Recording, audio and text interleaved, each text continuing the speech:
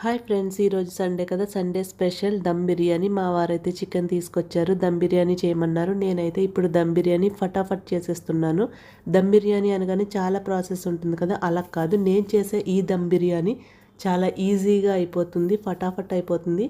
మనం రైస్ వండి కర్రీ వండుకునే కన్నా కూడా ఈ ప్రాసెస్లో బిర్యానీ చేసామంటే చాలా ఈజీగా అయిపోతుంది. ఇప్పుడు నేను దమ్ బిర్యానీ అయితే చేసేస్తున్నాను. ఈజీ ప్రాసెస్లో దమ్ బిర్యానీ చేశానన్నాను కాబట్టి టేస్ట్ ఎలా ఉందని ఆలోచిస్తున్నారో అస్సలు ఆలోచించకండి. టేస్ట్ అయితే చాలా చాలా బాగుంటుంది. మనకి టైం లేదు, చాలా తొందరగా వంట అయిపోవాలి అనుకున్నప్పుడు మనం ఈ చికెన్ దమ్ బిర్యానీ ఇలా చేసుకున్నామంటే ఈజీ ప్రాసెస్లో చాలా బాగుంటుంది.